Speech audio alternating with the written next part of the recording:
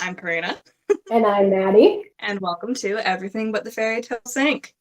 This week we are covering werehyenas, so we're gonna go back to Africa for like the first time since Anansi, I think. I'm excited. My recommendation is the Disney Plus original Assembled. It talks about the making of WandaVision, Falcon and the Winter Soldier, Loki, and Black Widow. And I'm assuming like Shang-Chi, Eternal, stuff that will be coming out in the future, I'm sure, or like has already come out in Shang-Chi's case. Stuff that, has come out and they probably have done it. So, yeah, it's fascinating if you love behind the scenes stuff. They interview cast members, crew members, and they show like filming of scenes and choreographing like fight sequence. It's so good. It's really cool. My recommendation, I haven't actually listened to it yet, but this episode is coming out on November 12th. Red Taylor's version is also coming out November 12th. So, and Shang-Chi is hitting Disney Plus, so Karina's going to have quite the day. I'm going to be an emotional wreck. All Too Well 10-minute version is coming out, which I have been waiting for years. I'm so excited. You're going to be an emotional wreck listening to it, and then you're going to watch Shang-Chi to make yourself feel better. Probably. There's your day. I just planned your day for you. All right. So, shall we get into it? We shall. All right. So, today we're going to be taking a trip to the northern parts of the African continent. So, the main area that we're looking at is called the Horn of Africa, which is Ethiopia, Somalia, and Sudan. And we're going to be looking kind of more at the rural villages in this area. Rural is such a hard word to say. It really is. And I put so much focus into saying it that I can't say the word after. I get to say this word a lot today. Real fun. So the example that we're going to use is Atuga, Ethiopia. This is the one that the article I read used, so we're going to use it too. So say it's about 4 or 5 in the afternoon, and the farmers are already wrapping up work in the fields. Mothers are calling their children home, scolding them for playing near the blacksmith's house. Town gossip warns you that kids may be taken and killed if they go out at night. All strangers are to be seen as threats, and the wilderness is to be feared. How are you feeling? Why is it always, hey kids, if you're not in bed by a certain time, something is going to come and kidnap you and murder you? It's an effective technique, I guess. At least one of these rumors from the town gossips was more than true. Marcus Baines-Brock, who is a research associate at the University of Notre Dame who specializes in human and other animal relationships, is quoted saying, "These days, humans tend to see themselves in total control of their environment. But in rural Africa, a hyena attack is not a freak accident. It's an unfortunate fact of life. There's some acceptance that we're not the apex predator." And that's right, we're talking about hyenas today, as already stated. So hyenas themselves are a big enough threat. So what do you think of when you think hyena? What do you think they're kind of known for? Honestly, I think of the 3 hyenas from The Lion King. Yeah, that's what I thought of too. But honestly... But I also know that they're a scavenging threat, so... Actually, not really. They're not really scavengers. Studies show that most of the food they get, they kill themselves. So it's kind of a weird, myth that they're scavengers. In my script, I actually bring up the Lion King. We think of them as bottom of the food chain, kind of following behind the real predators, scavenging everything up. But like I said, they kill most of what they eat. So it's no surprise that real-life monsters start to morph into the monsters of legend. I mean... Why have a human monster when you can just have an animal monster? Animals are obviously way scarier, Yeah. Way more threatening. But we're looking, we've looked before at the wolf of Europe. We've looked at, we haven't, but there's also mentioned the jaguar in South America. So it's time to talk about our favorite category. Let's see if Karina can pronounce this word. The Therianthrope. You know what a Therianthrope is? Huh? I think it's So a Therianthrope is basically a shapeshifter who is able to go from human to animal. So werewolves, werejaguars, and today's subject, werehyenas. There are some noticeable differences, though, between, for example, the werewolf and the werehyena. So firstly, there's the biological nature of the werehyena. So interestingly enough, they have you can be born as a human who can turn into a hyena. You can also be born as a hyena that can turn into a human. I'm sorry, what? I was following and then I just, what? Yeah, it seems to be you are born with the You're born with the ability instead of like being bitten by a werewolf and then boom, you yes. have the ability. Okay. Yeah, I can believe that for a human being born with the ability to turn into a hyena because it could be like a familial thing, it could be genetic, you know, just passes. But the hyena that turned into a human really came out of left field here. Yeah, I don't know why that shocked me so much, but it really did. So they could actually control their transformation completely, and they tended to use either a magic stick or a sprinkling of ash, which means they can transform whenever they want. However, they tend to prefer the cover of night. There is also legends that say they like turn every night, but most legends agree that they can do it at will. So these guys are actually kind of scary, not gonna lie. They are solitary creatures, but they also like to hunt in packs to kill more things. Makes sense. As Yeah. you do. Yeah, What does looking at Jester make you laugh? no.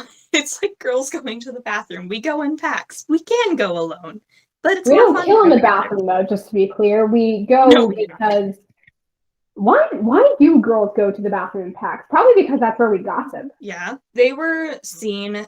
So it's kind of interesting because I told you about the perception of them being scavengers is a really weird one because they're really not. This is an old perception. Like the people of the time thought they were scavengers, but also killers, seen as cowardly, disgusting creatures. And their favorite prey was, you guessed it, because it's a recurring theme, children and livestock. You could. I just, you know, the whole Oprah thing. If you get a car, you get a car. Now all I can think of is a hyena being like, you get a child, you get a child. Oh, sorry, dude, you just get the cow. You know, no Fair child enough. for you tonight. Yeah, so along with their bestial strength, which is a word that was used a lot, was bestial. Yeah, And that's instinctual a $5 word. It really is. Yeah, they could.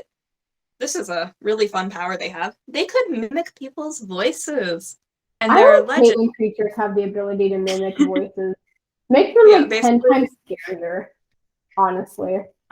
there were legends that like children would hear their mother calling them in the middle of the night, so they'd go down and they'd get snatched. So what is the lesson we're learning today? If you hear someone yelling your name at night, don't go. If you're a child, just go to bed. Listen Yeah. to your parents, go to bed. Yeah, just you're dreaming. We're dreaming. It's fine. So they had three main forms that they were kind of seen in, which were human slash normal. There was a hybrid form, which basically was like, you know, Remus Lupin in Prisoner of Azkaban? I was thinking, as soon as you said hybrid, I immediately thought of the jokes we kept making in Beast of Javadin, where it Yeah. was like a ill-fitting wolf costume, Yes, but hyenas, so spotted. ill-fitting hyena costume. There was also their full hyena form, which was always much larger than a real hyena, and sometimes hairless, which I don't entirely understand. But Gross. yeah. Oh, you want to make Would it even not grosser? want to see a hairless. What? They smell like rotting flesh. Oh well, just avoid it. You know, that's an easy way to avoid it. Oh, I smell a rotting flesh. Wow. I smell rotting flesh. I'm gonna go the other way. It was never elaborated if they always smelled like rotting flesh or just when they were in their hyena form. So I am not sure on that. If a human smells like rotting flesh, don't go near them. They probably killed somebody. Yeah. Either way, walk away. But yeah, so do you want to hear about their fun weekend activities? Is this You a look like Tinder you really profile? don't. Is this a Tinder profile for werehyenas? Uh-huh. All right, Yeah. let's go. So yeah, let's see if I you'll swipe right or swipe left. Wereheyenas number 1 loves grave robbing. You gonna swipe right or left? Do you want to go grave robbing on a Saturday night? Yeah, let's go. Romantic. Wereheyenas number 2 loves cannibalism and pillaging. We swiping right or left? I'd rather not engage in cannibalism. All right, so that one we're swiping left on. Yes. All right, and our last contestant today likes to make horseshoes. You don't get an option on that one. We're going back to that later. In hyena form or human form? Because can you imagine a hyena making horseshoes and holding the anvil with their little paws? I'm just imagining Ed from The Lion King. Anyways, the most famous and potent legends come from the aforementioned Horn of Africa. especially Ethiopia. And in Ethiopia, they were called Buddha, but the legends were pretty widespread throughout northern Africa. So in the Bornu Empire, which is around Lake Chad, which I think that name is really funny, but that's the general area it's in, they were referred to as Boltungan, which literally meant I changed myself into a hyena. That's And so literal. I know. The article I was reading said there were cases where, like, you couldn't tell if someone was accusing you or confessing to you because of what the name meant. So if you just yell, Boltungan, you can't tell If it's they're the person accusing you. yelling it or the person accusing. Yeah. So the legends were spread down into Sudan, Tanzania, and Morocco as well. The Sudanese legends were actually more violent and were known for attacking lovers after dark like a monstrous zodiac killer. So as far as Persia, there were rumors of a creature known as the Kaftar, which is pretty similar. Arab folklore suggested they were vampiric creatures who enticed victims with their eyes or pheromones. The legends actually spread up to Greece, which is kind of surprising to me, but they said that if you didn't Mamma mia! A wereheyena! My.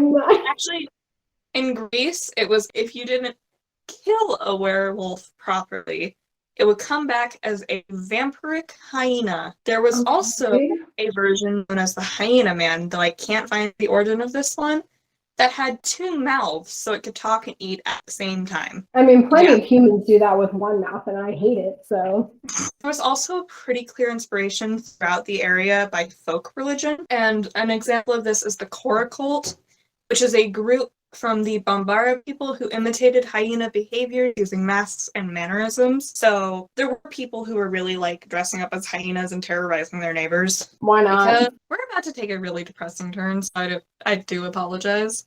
Let's go. Unfortunately, as tends to follow these sorts of creatures, there was also a significant othering effect towards minorities.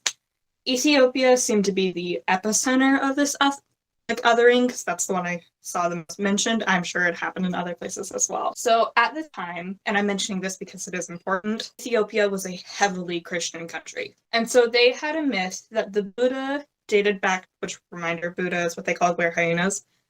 The Buddha dated back to the creation times. Eve had 30 children, which is a lot of kids. And one day, God asked to see them.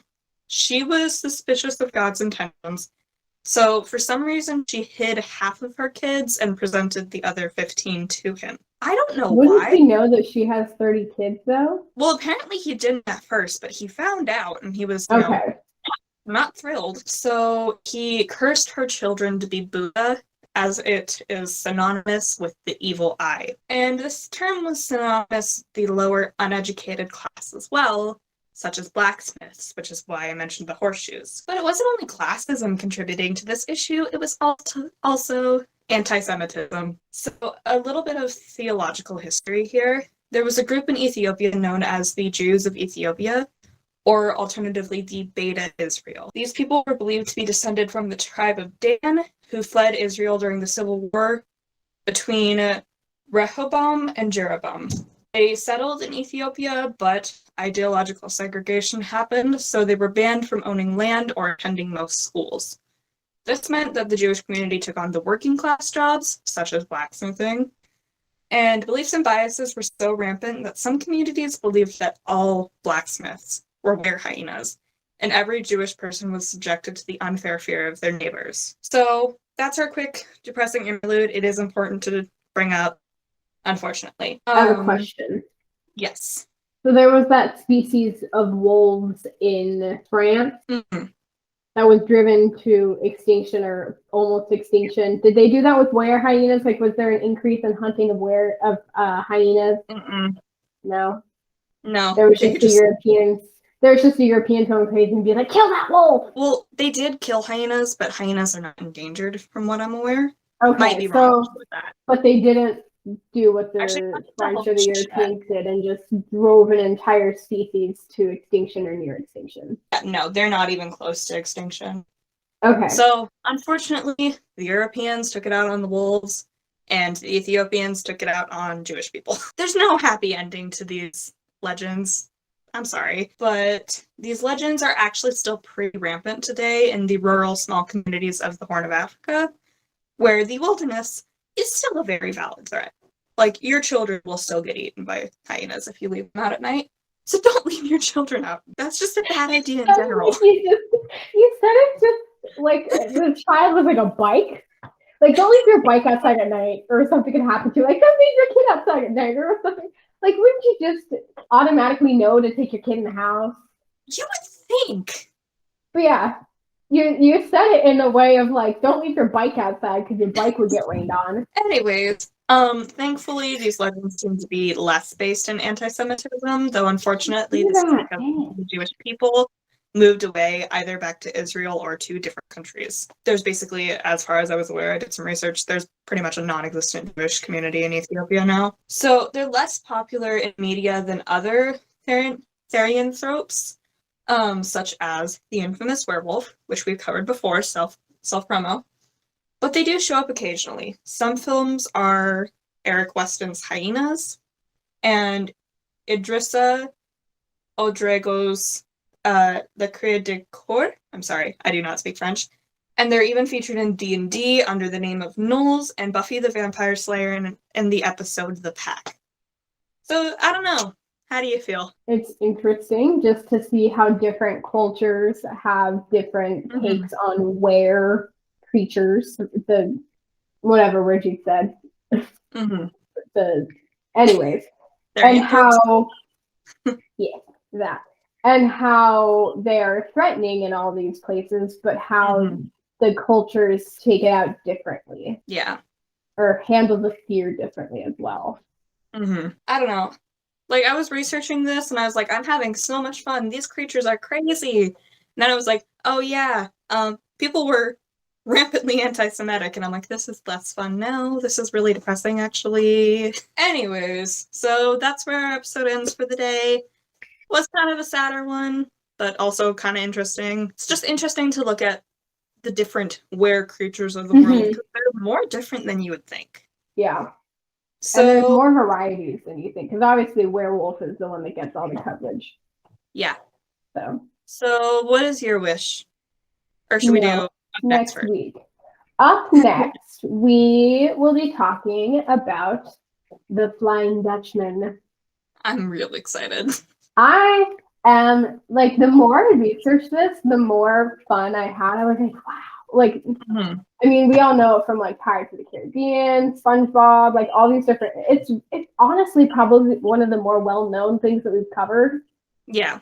You know, it's up there with, like... episodes. I was gonna say, it's up there with, like, vampires, werewolves, Thor, Loki, all that stuff. So, I'm super excited. Plus, there's one part where we don't do this often, but I will actually be getting into science. Woo! And explaining the scientific reasoning behind, like, apparitions at sea. Oh, interesting. I'm excited. Yeah, it is fascinating. And I will try and keep my Pirates of the Caribbean jokes to a minimum. Fair enough. No promises there. All right, now we do wishes. Yes. All right, so my wish for you, because it is going into November, is that seasonal depression doesn't kick your butt this year. Because I know it's been a hard year for a lot of people, but I hope that you have a lovely November. My wish is that if you are doing any art or craft that involves painting, you don't get paint somewhere on your body that you don't know about, and then it ends up like on your floor, on your wall, on your clothing. Nice. I hope that doesn't happen to you. Well, would you like to give the outro spiel? Sure. While you're doing that, I'm going to try to grab my cat, because he needs to say hi at least every other episode. Jasper's like very intently staring at some things right now. Sorry, anyways, with my table. Thank you so much for watching. If you like this video, please hit the like button. You know, words are hard. Please hit the like button. Subscribe to the channel. If we hit 50 followers on Instagram, which we already have, and 50 subscribers on YouTube, I will buy a poster of Loki. If we hit 100 followers and subscribers, Karina will buy a poster of Shang-Chi. We hit 1,000, if we hit 1,000 on each platform, my stepdad Steve will pretend to milk the plastic cow at Hagen. Oh, website. Something happened to it. we'll get to it. We'll get it eventually. It will probably be fully up and functioning around 2022, which sounds super weird to say, but 2022 is only a couple months away. I don't like that. Anyways, TikTok is up and running, so go, see the videos that we've got up there. Well, not we, but the videos that Karina posts on there. And remember, because I didn't include this in the last episode, snitches end up in ditches. Oh my god. Wow, yeah, he just got a full-grown, he just got an adult man face now. He got really big. Not big, but his face, you know how kittens have such triangular faces? He does not have a triangle face anymore. His face is no longer shaped like a Dorito. He's also entirely leg. We will see you all next week when we talk about pirate ships and spooky things. I almost said space things, but we're not going to space. Yeah. Toodaloo, kangaroo. I should just relearn that whole thing. You know, the after while crocodile thing? Yeah. Did you ever do that in like kindergarten? Yeah, but what is Toodaloo crocodile? Toodaloo kangaroo. Kangaroo. Okay. I heard crocodile. What is crocodile? Cut the episode.